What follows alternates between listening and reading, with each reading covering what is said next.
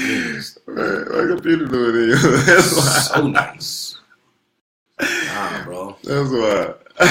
The screen is awesome. I think I gotta change the. That's amazing. Man. What's going on here? Somebody watching? Yeah, you got some look up. I got one on my. Oh, Sheree. What up, Sheree?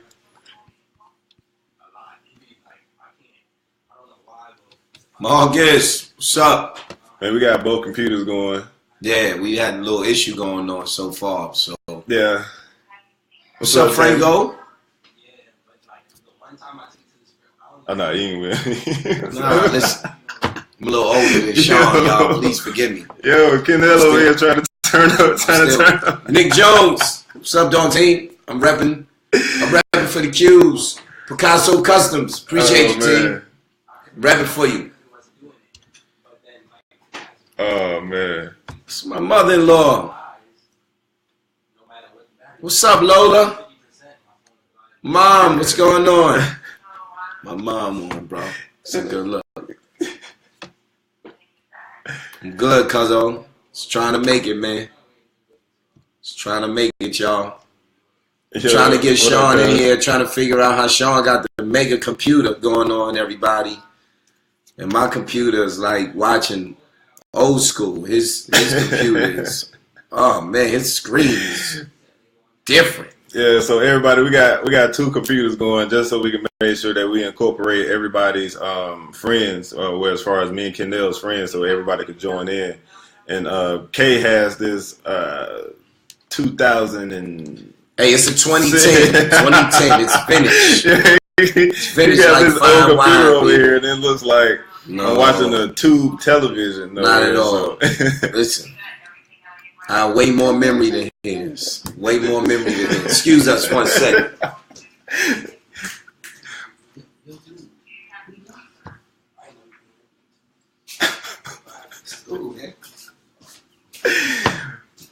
Oh man, but yeah, everybody, man, we appreciate everybody. I'm good, Rand. I'm good, man. As a matter of fact, I'll be there. I'll be in town, Rand, in a week or so, man. We need to connect. So we wanted to do this live event tonight, just basically a follow-up from our interview on Tuesday with the Breakfast Club. Basically, we got a lot of rave reviews from it, and just for one, me sharing my story, but then also when I connected with Dr. Jasper here, we're really passionate about raising mental health awareness, but then also creating some action. So it's not just about having us talk about what we need to do, but actually having people do what they actually need to do.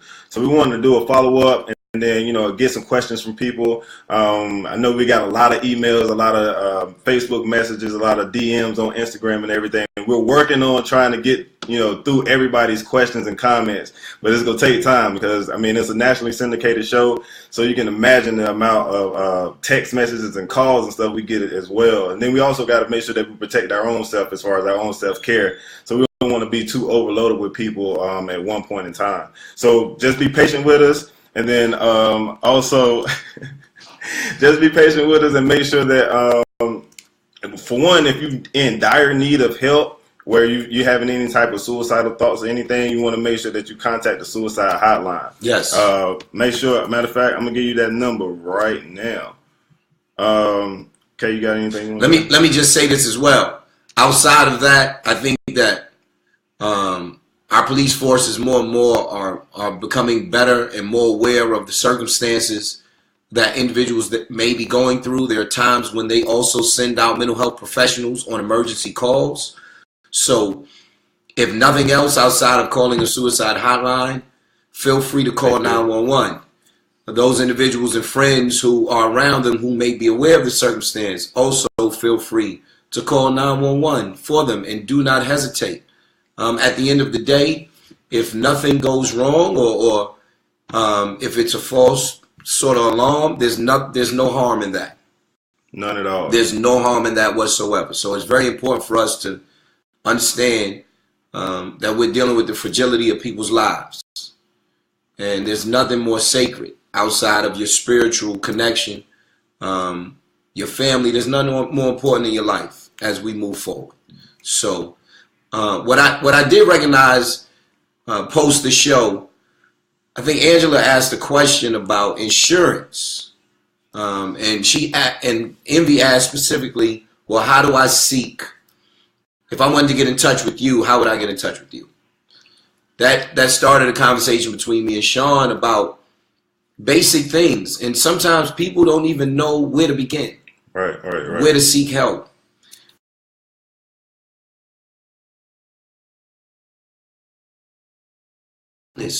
To seek mental health care, treatment.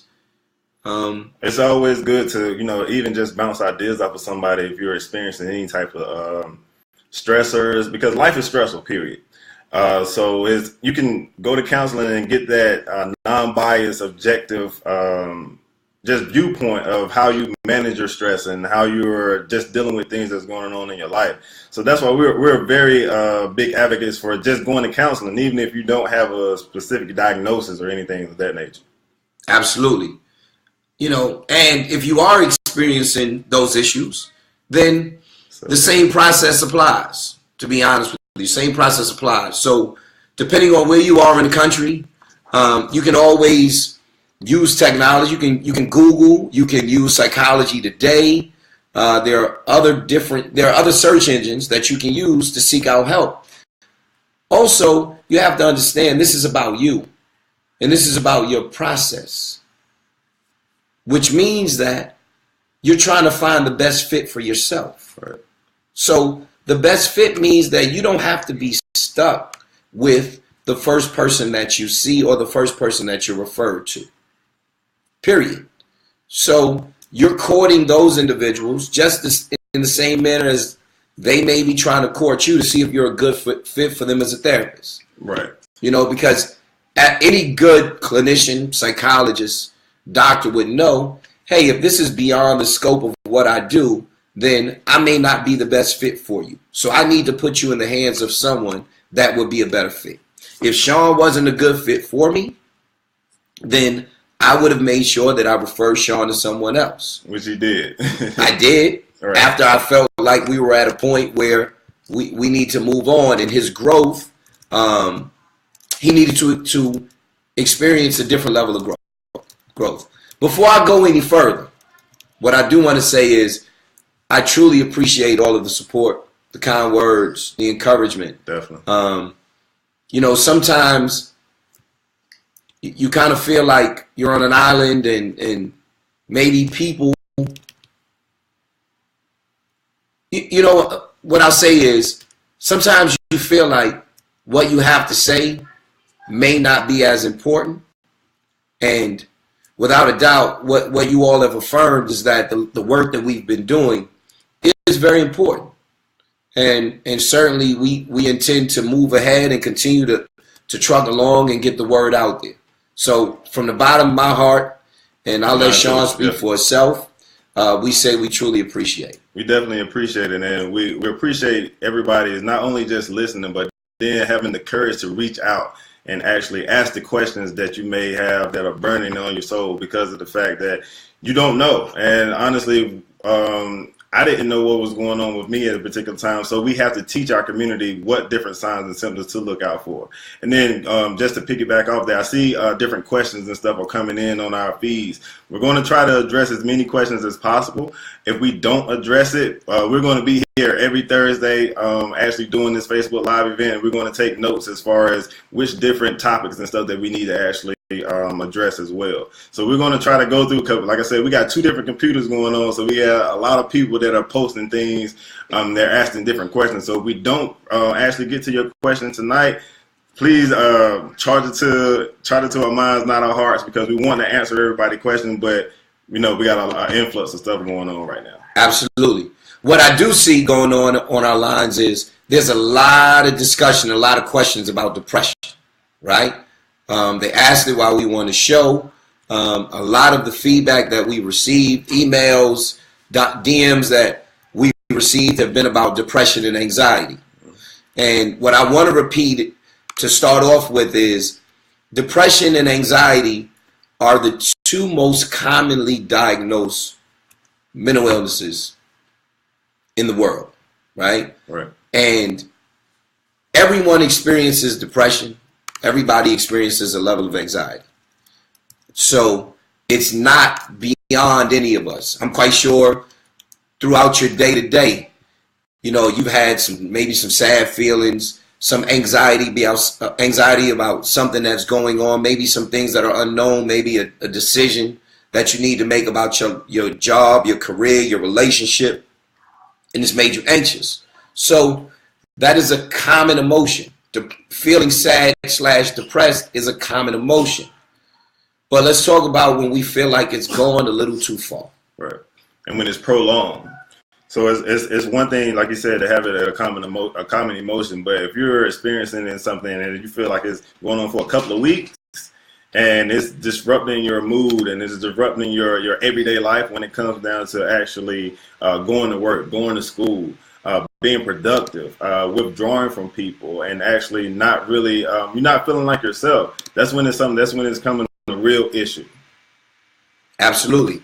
So you have to keep in mind that we're talking about prolonged doesn't mean 3 days. Prolonged doesn't mean a week. Prolonged means weeks on end, 3 weeks, 4 weeks, going into a month, 2 months, and you're starting to, you consistently are experiencing these symptoms and you can't shake them. And some of those symptoms are, you may be experiencing crying spells more often than not. You may experience a high level of irritability. You may have some feelings of worthlessness, some feelings of hopelessness.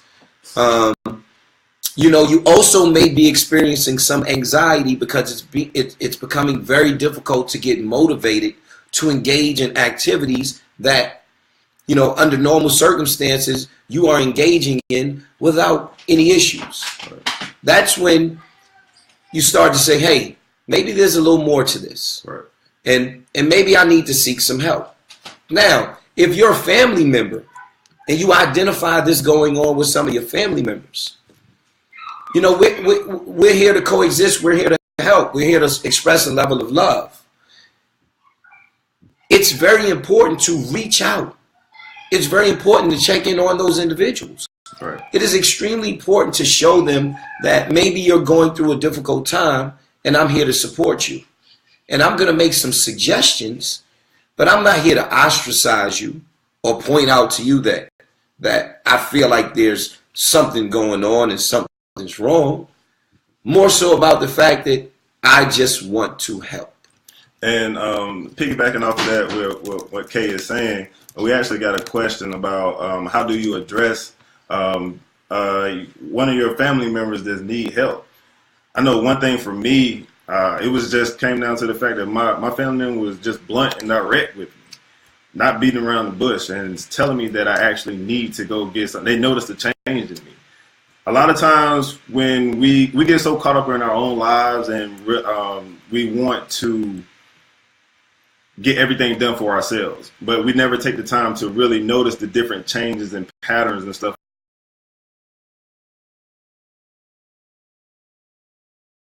going on. Oh, I got a slight disconnection. I'm over here at Kennel House. We're back. His internet is... My internet is outstanding. My internet is outstanding, people. Don't let Sean tell you any different. My internet is outstanding. But one way to address the issues with your family members is be direct. It's something that we can't just beat around the bush and hope that they may catch a hint as far as what you're trying to put out there. And also, if you want your family member to go to therapy, go with them.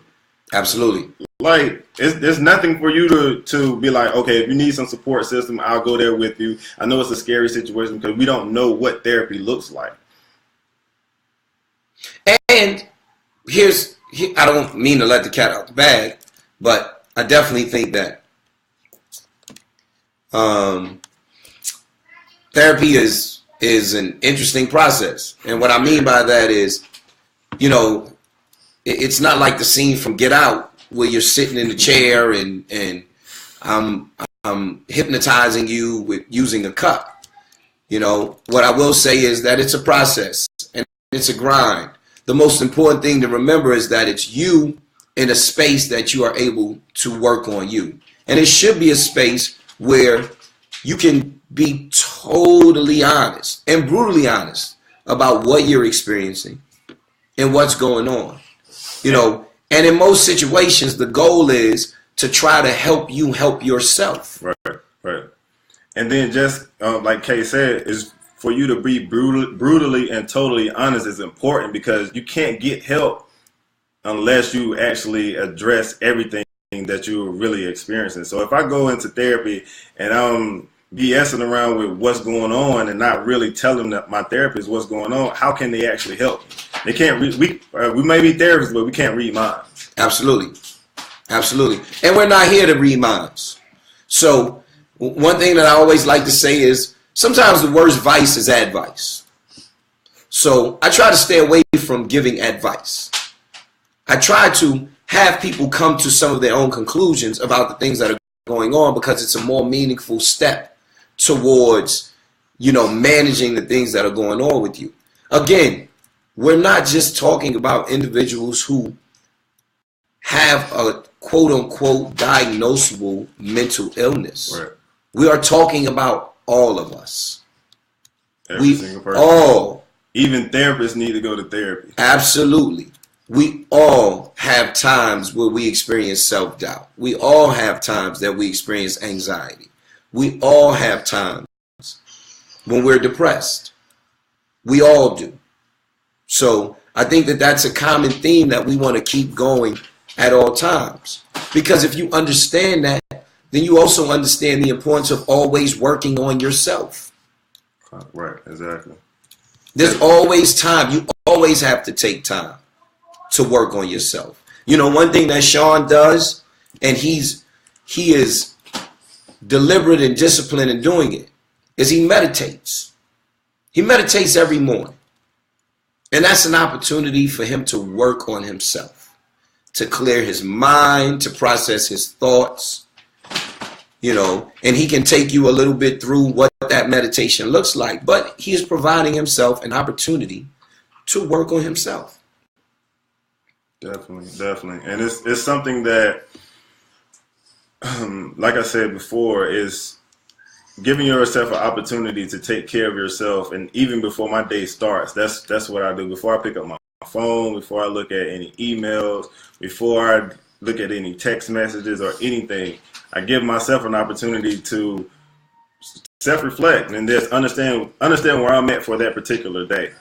And what things that I need to address before I start to give myself to someone else. Because you can't give someone something that you don't have.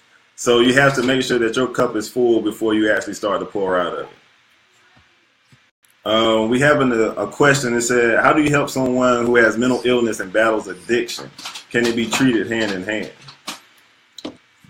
Just from my experience as a counselor, but then also my personal experience, it's something that a lot of times addiction is a secondary issue when it comes down to a mental illness. And it's a result, and people use it to self-medicate, whether it could be alcohol, marijuana, or even any types of hard drugs, because they're trying to escape something that they're dealing with mentally.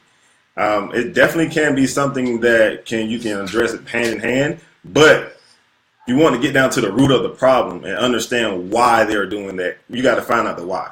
Yeah, there's something driving that. So it's rare, you know, and theory, there are a lot of different theories on, you know, what came first, kind of like the chicken or the egg. But, you know, in my professional opinion, I haven't seen too many situations where someone is addicted to some form of a substance and there isn't something that's driving that, right? So, you know, what's become very popular are prescription pain pills, right? Prescription drugs, not just pain pills, but prescription drugs. So individuals are seeking euphoria, a different level of high. Some may be seeking an opportunity to avoid pain, physical pain that they're in, right? And they get addicted to that feeling because it creates a level of normalcy in their lives.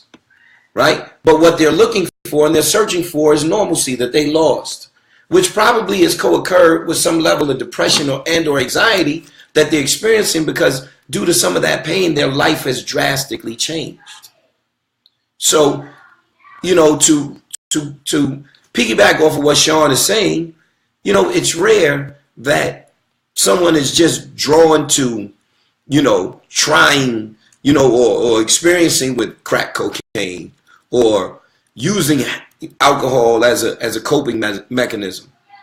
And then there isn't something behind that. So we got another question about what would you say is the percentage of people that deal with some level of mental health issues each day? Right? I would say 100. I would say 100. So the person who did put the comment there, I would agree. What I will say is that mental health is not a dirty word, right? And I think that we categorize it as a dirty word, which is part of the issue. So mental health, how is mental health any different than your physical health? Right. It's no different. They are one and the same, right? Your brain is a muscle, just like any other body part.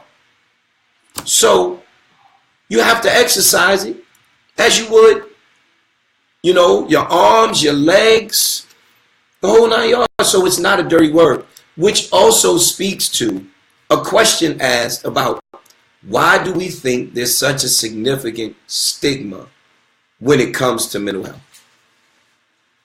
That's a loaded question, man.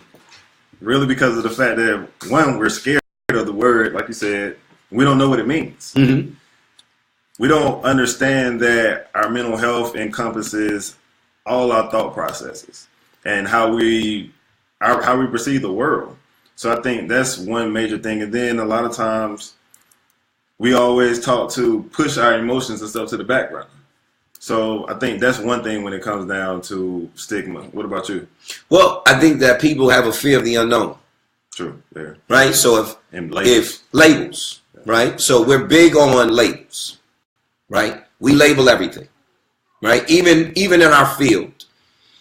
In order for us to get reimbursed, we have to label someone with something. That's the way insurance companies work. All across the medical field. So I think that that's another part of it. The other part of it is people don't know how to deal with it. It's not a matter of fact process. People don't know how to come up with the right words to say. People don't understand if there are right words to say to help soothe or calm you down. The other part of it is people are always concerned and very concerned about the reactions of others. So if I'm concerned about your reaction and I think that you're going to label me as crazy, I'm less inclined to say something to you about what I'm experiencing. True. Period. Because I don't want to end up ostracized. I don't want to end up bullied maybe by somebody. So guess what? I'd rather not say anything and just watch you observe some of the pain that's going on. It shows in my face. It shows in my body language. And it's like the worst kept secret around. Mm-hmm. We know that you're going through something, but because you're so concerned about what others are going to say or how they're going to react, you just rather not say anything at all. Mm-hmm. And then in addition to that, one thing when I first started going to therapy makes you address stuff you don't want to address. It makes you be true to yourself. And a lot of times we like to stay in our comfort zones and think we don't have any problems. So if you really want to address your mental health and the things that maybe can negatively affect your mental health, you got to be true and honest with yourself. And sometimes we don't want to hear that truth. We don't want to think about it.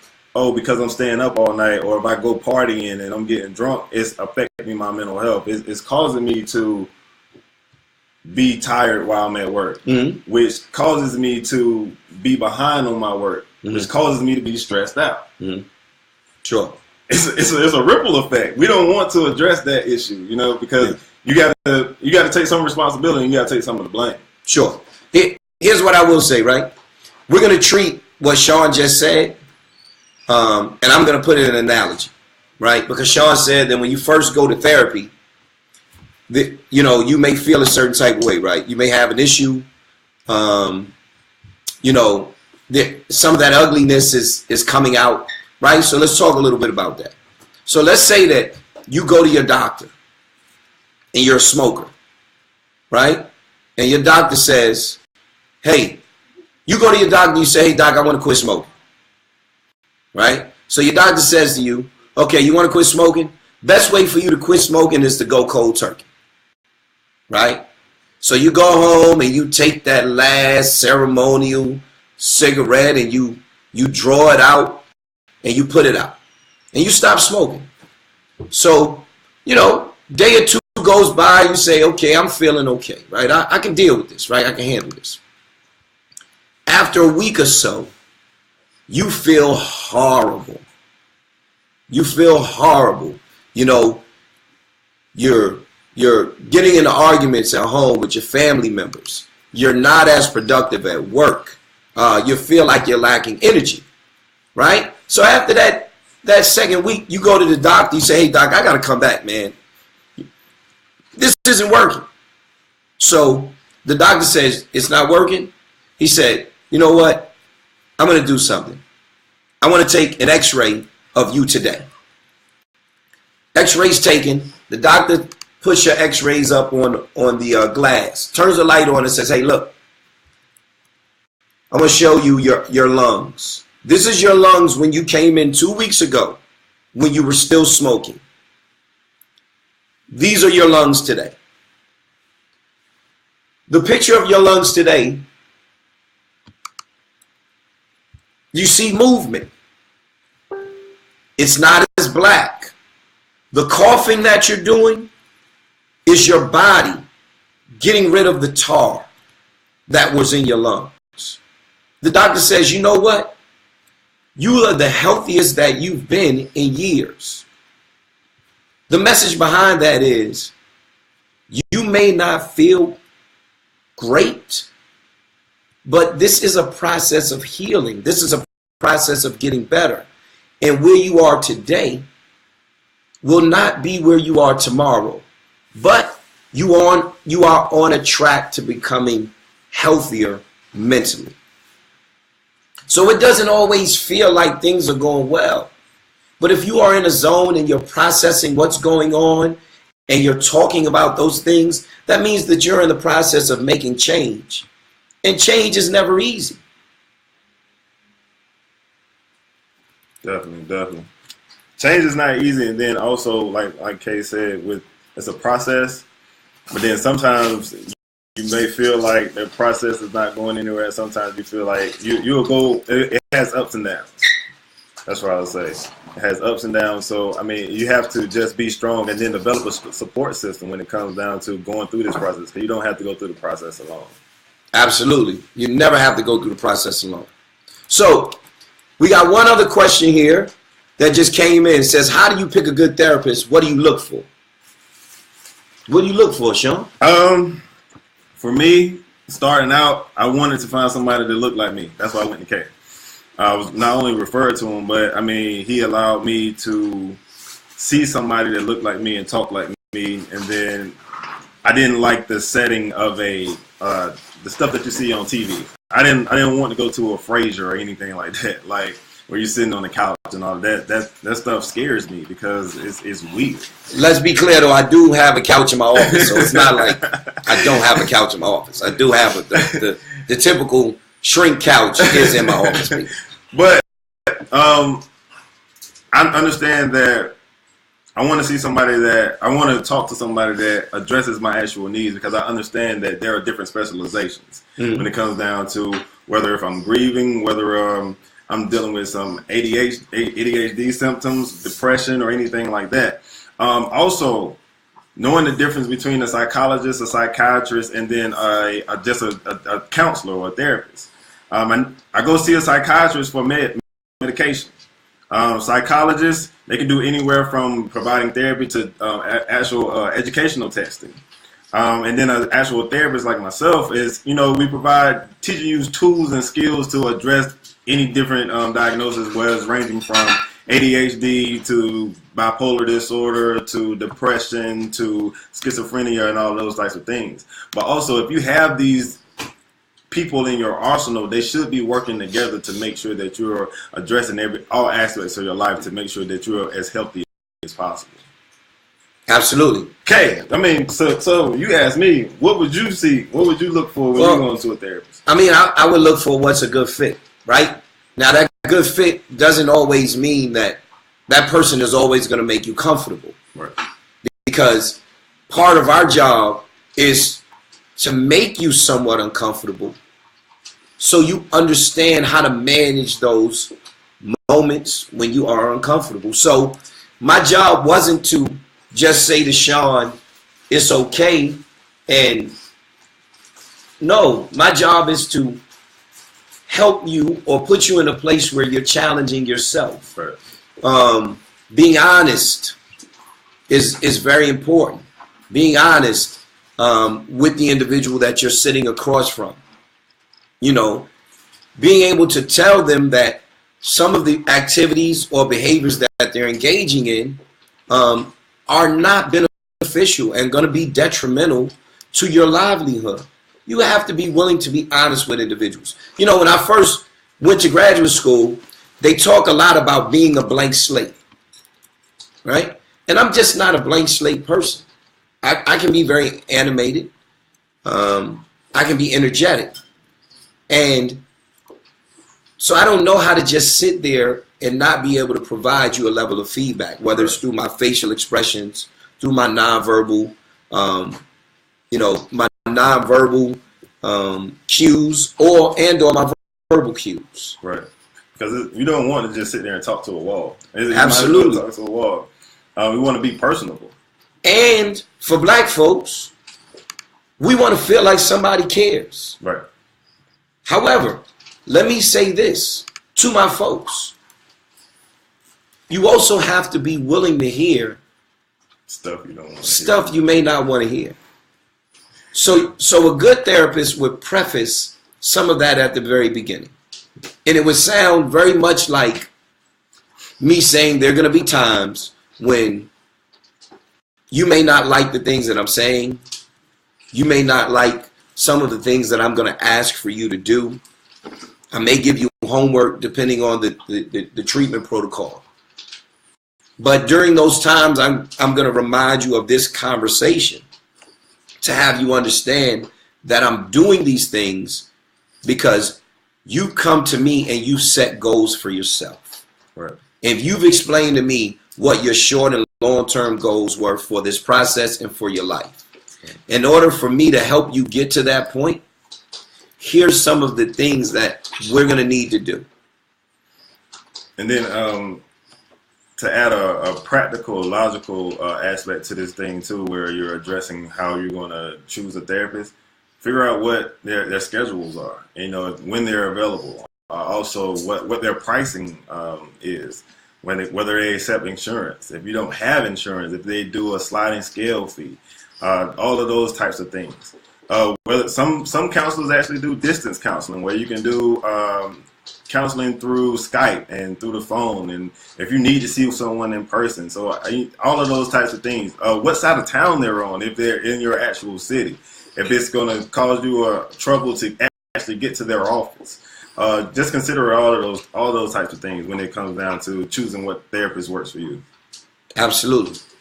So, got one here that says, is mental illness hereditary?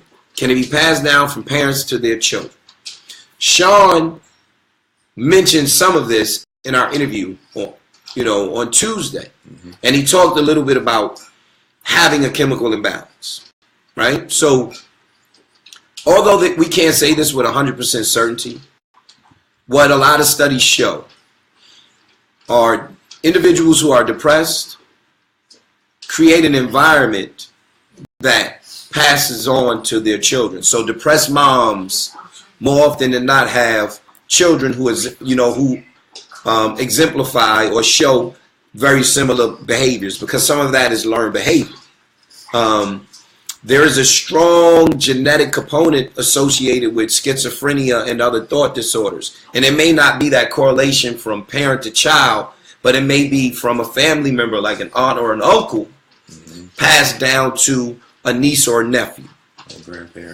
Or a grandparent, etc. So there is, a hereditary component associated with some of these mental health issues, mental illnesses. Okay. Got quite a few questions here. Let's see. One question is are there any antipsychotics that do not come associated with weight gain?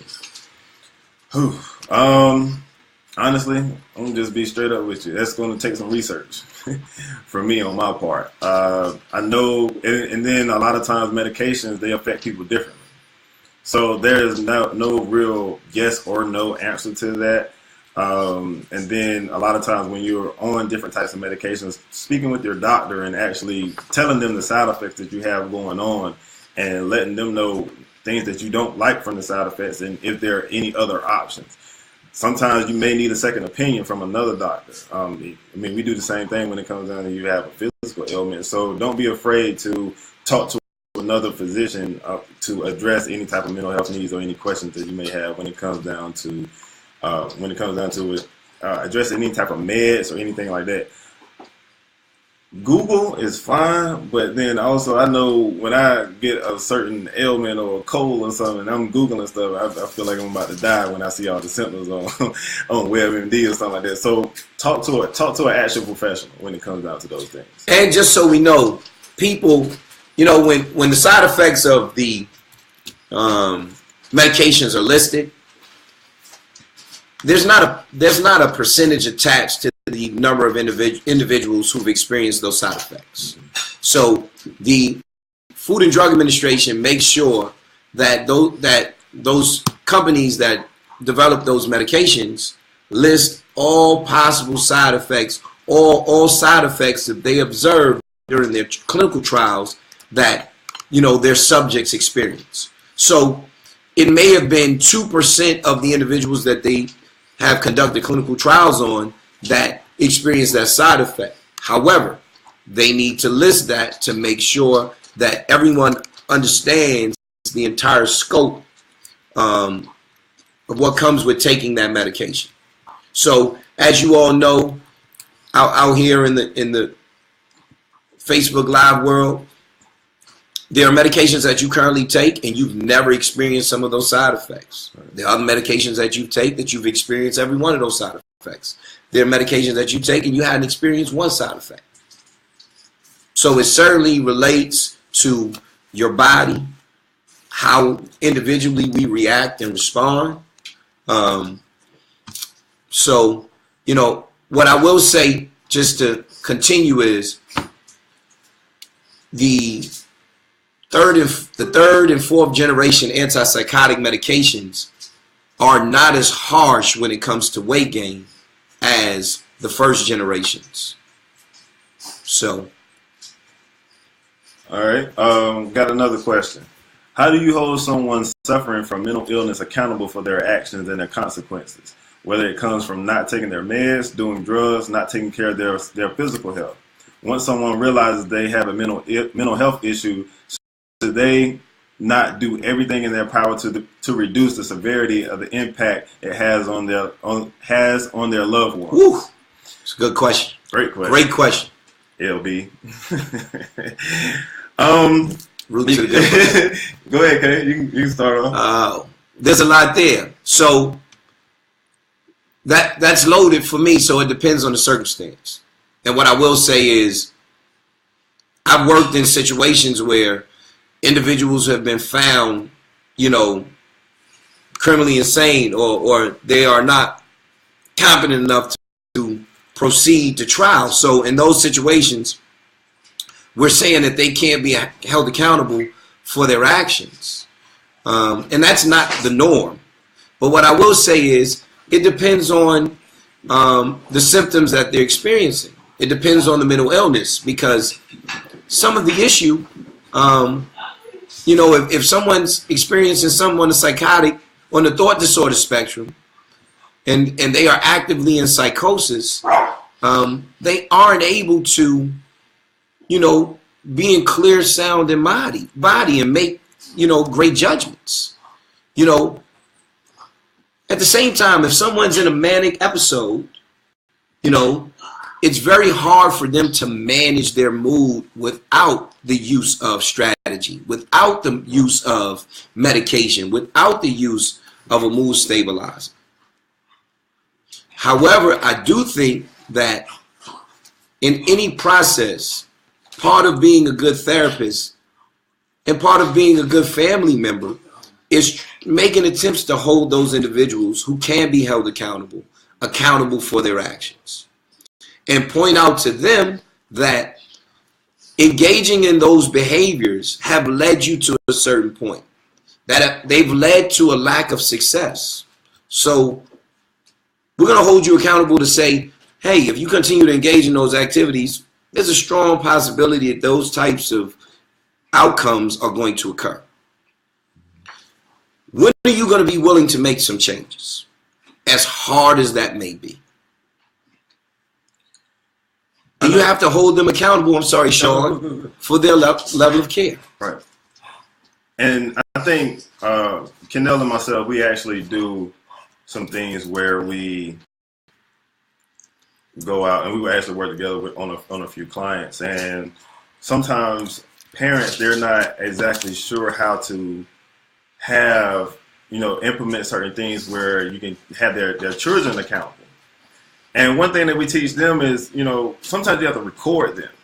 Record how their actions are actually affecting them and the types of things that they're doing when they are not going to therapy, when they're not taking medication, whenever they're not doing these types of things. And because a lot of times when they're doing these actions, when they're not engaging in those behaviors, they don't understand what's really going on. So once you get them stable and you show them how they really act, a lot of times they don't want to go back to that route. One thing that helps keep me steadfast as far as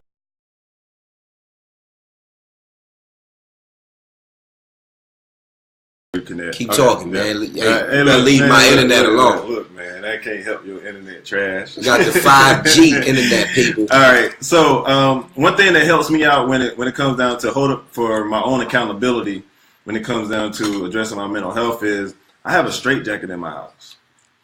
I know what it's like to be in the straitjacket, and I hated it. So I understand that if I never want to get back in that place, I have to do what's necessary. I have to have my protective factors in place, whether it's if I'm going through an issue late night, I know I can call Kay. Or I can call, a family member or a close friend. I know the different people. You have these different support systems in place, and if you don't have them, it's okay. I mean, but you have to find them and be able to reach out to them and be open to, and maybe a support system you never would have expected would have been a support system. But I think getting back to the question as far as the accountability piece.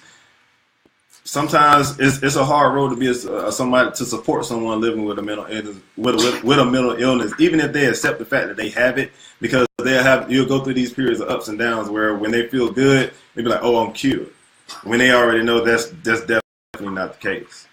But then also as a supporter, you have to protect your own self as well, because no one is going to protect you better than you're going to protect yourself. Absolutely, very well said. Let's see. What role should a parent take with a teenager diagnosed bipolar at an early age of 17? Is it curable? Curable? No. It's something that manageable? Yes. It's definitely manageable, but it's something that it's going to take time. It's going to take time as far as understand what it means to you, as far as how does it look. How does the manic phases look? How does your depression phases look? Also, there's different types of bipolar disorder as well. And then being proactive and addressing those issues and not waiting till it's a point where you're down and out and you feel feel like you're, having those suicidal thoughts and ideations, and you just don't want to be here anymore. So I wouldn't say, no, it's definitely not curable because it's something that you'll live with for the rest of your life, but it's definitely something that's manageable. And the other part of that is, in any circumstance, educate yourself as much as possible about the things that are going on with you, the things that are going on with your children, the things that are going on with your friends, things that are going on with your family members.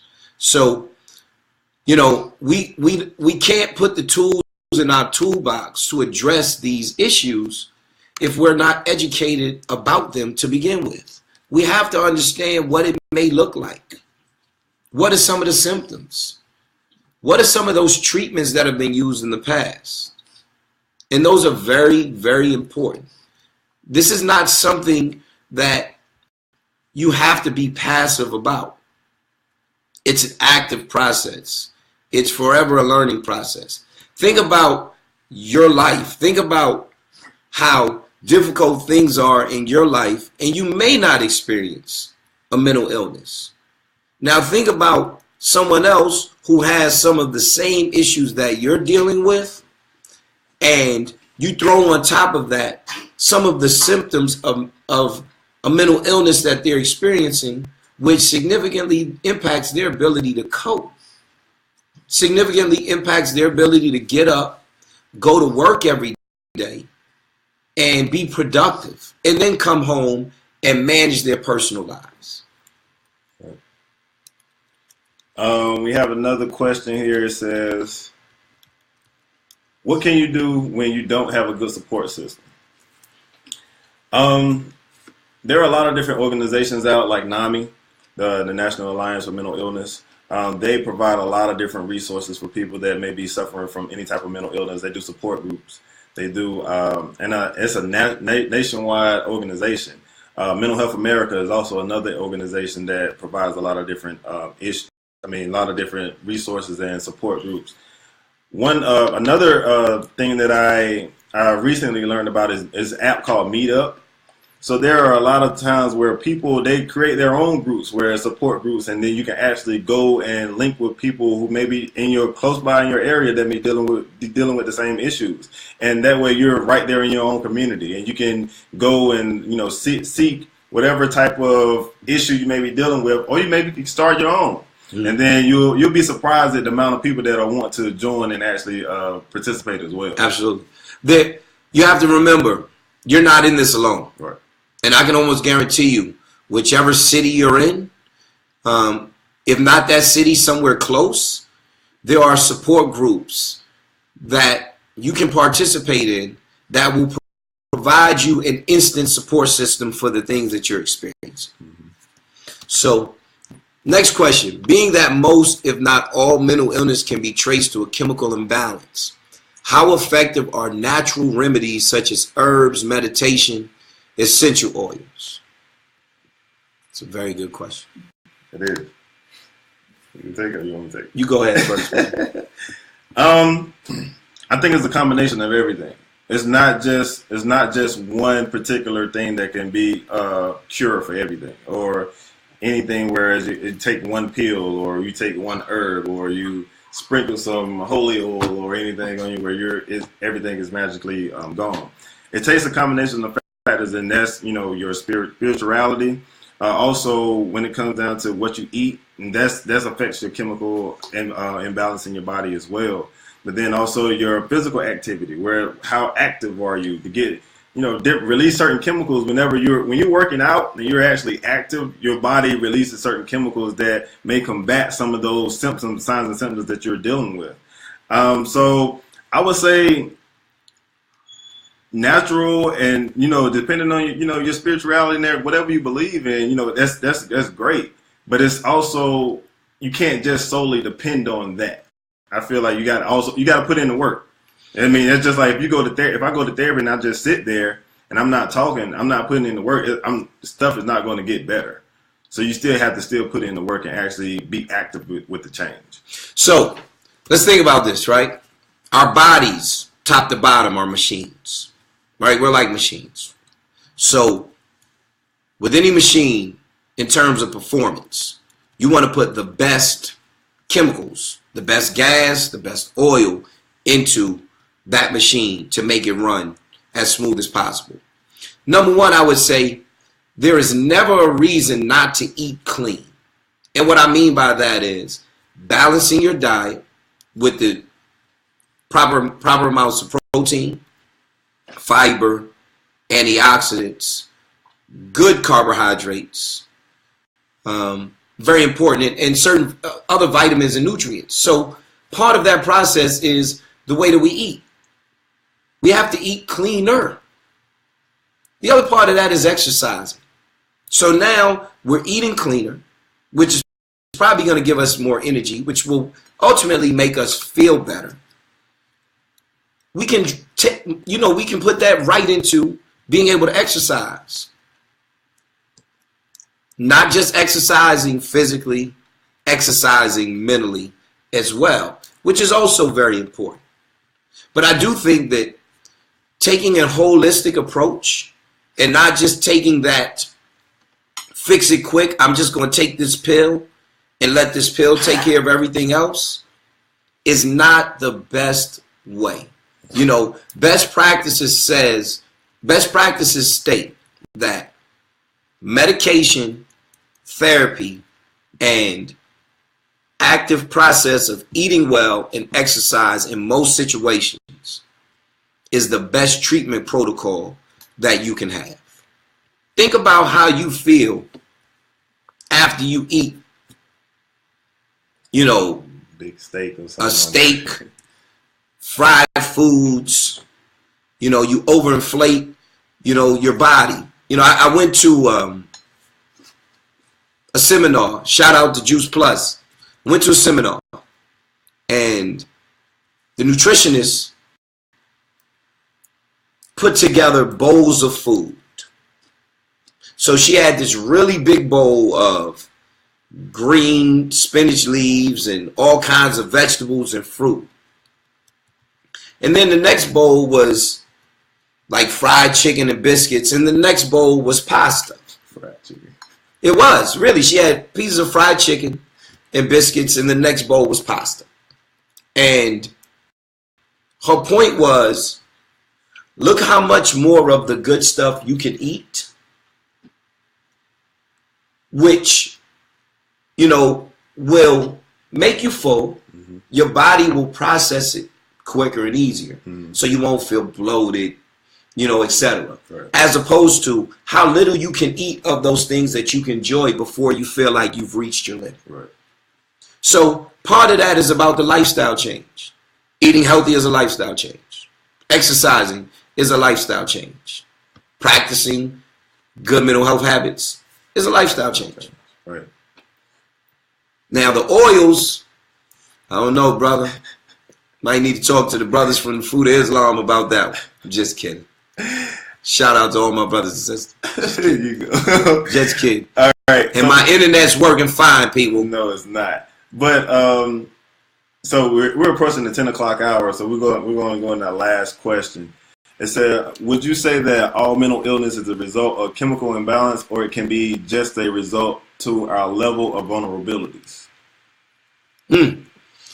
Well, it depends on how you define vulnerabilities. What I will say is that that's something called like a nature versus nurture argument, where we're trying to identify, is it a result of natural causes or chemical imbalances, or is it nurture, which is more of the environment? And does your environment lend itself to you being depressed or anxious or experiencing, ADHD?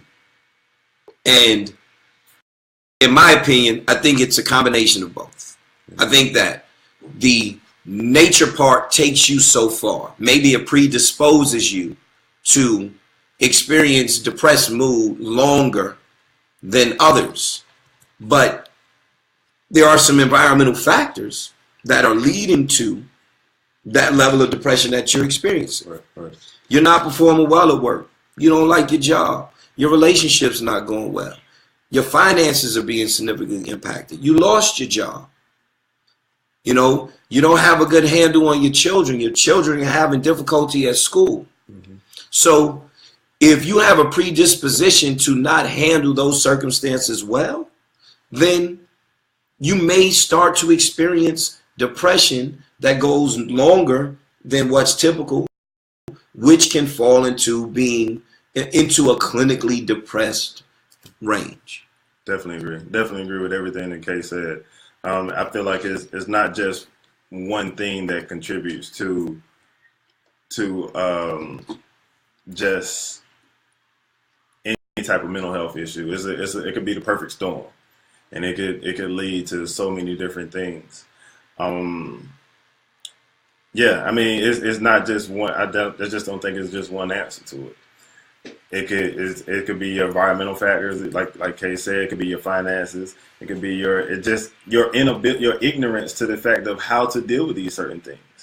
But as you weather those storms and you pick up on how to address those certain things, in the future you may be experiencing some of the same things, and you won't have those different issues as you would before.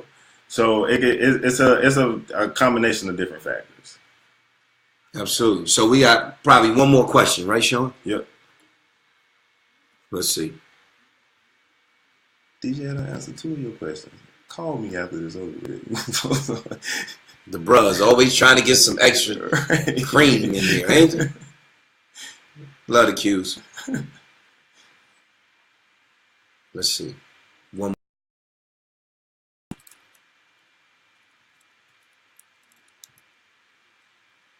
You got one more? Yeah, I go ahead with my LB. When someone is going through a manic episode, how do you handle it? Do you go along with the delusions of grandeur, or do you try to rationalize with them and bring them to reality? In my experience, when trying to bring them down, it tends to upset them. Man, you picked an interesting question for 5 minutes left, man. That's a dissertation question, brother. He told me, so you got time, Scandal don't come over. I don't watch Scandal. I don't know about y'all. Playoff game is on, but I don't watch Scandal. I don't know about y'all.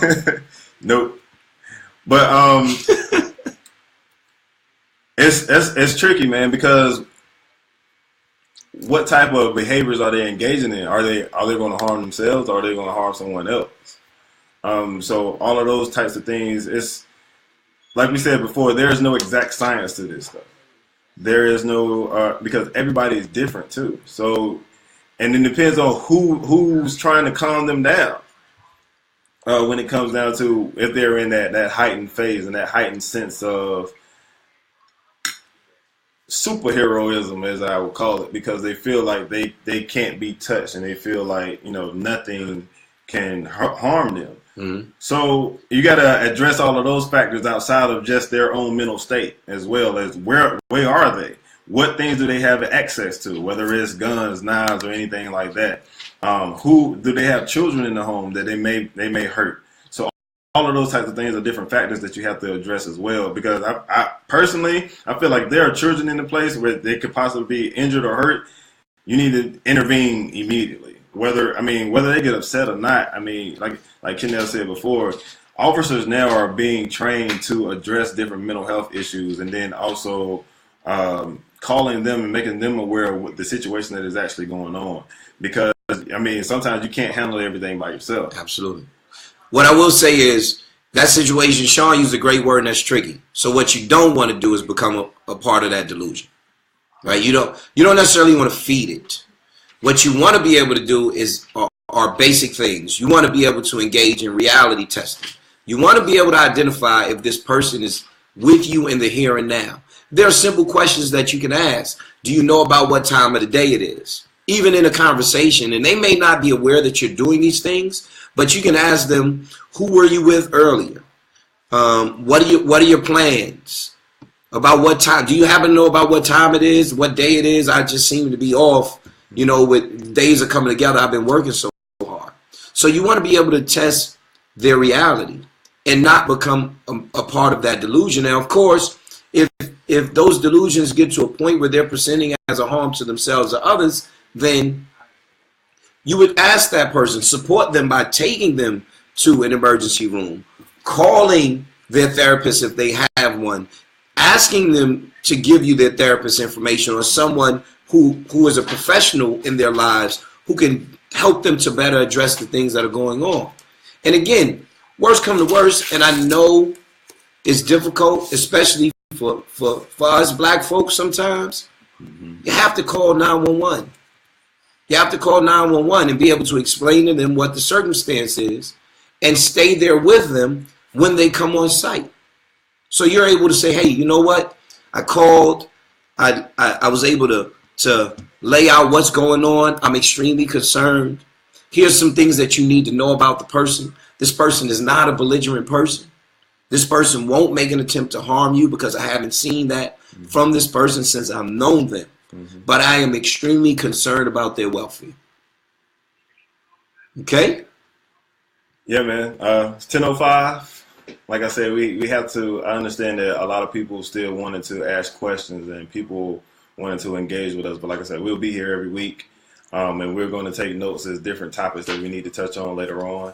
But we wanted to make sure that we be conscious of our own self-care when it comes down to addressing all of the questions, and we're being bombarded with a lot of different things. We love it, but we also got to be conscious of those types of things because I know Kay has a family and his wife is sitting here looking at me like, yo, you need to get out of my house. But, but we'll take note of the different questions that we may not have addressed. Also, I mean, not people, at all. We the brothers. Be quiet, man. Anyway. If you got any pertinent questions, like I said, that you need to ask us, send us an email, shoot us a message. Like I said, we'll get to it. We're trying to get to things as they come to us. We've been flooded with stuff since Tuesday. But also, like I said, if you have any pertinent issues when it comes down to you having suicidal ideations or anything like that, please contact a professional. And the suicide hotline number, I know ourselves will give that to you guys earlier, but it's actually 1-800-273-TALK. So that's 1-800-273-8255. So if you're having those issues, please don't wait to hear back from a response from us when it comes down to an email or a Facebook message or anything. Like I said, we actually have clients that we actually see in the meantime, and then like we have a lot of different things going on as well. But we're going to get back to you. But if you have any suicide ideations, please contact that hotline, please. Absolutely. And like Sean said, feel free to reach out to us. No time is a bad time. We'll get to you. Certainly, when we can, as soon as we can. I think the most important thing for us is this conversation has started, and it started before us, but I think we both feel like it needs to continue. Right. And certainly there's power to the people. You want to be a part of this movement, feel free to contact us, inbox us. We need content. We want to know what you're thinking, what you're feeling, what you want to know. And we're going to put our best foot forward and make our best effort to try to address that and have some open dialogue about it. Right. One thing that we do know, we don't know it all. We aren't perfect. And we're just two young men trying. We care a lot about our community, and we are a community. So it's very important for us to take this journey together. Right, that's the thing. We want to create a sense of community. We see people that y'all asking questions, and some people are even answering people questions before we even get to them. So we enjoy seeing that. So it's something about creating this sense of community and understanding that we're not in it alone. And understanding that, like I said, Kay said, we may not all have the answers, but somebody out there may have the answers. We can point you in the right direction. And then also you can have a support system where it comes down to somebody that may be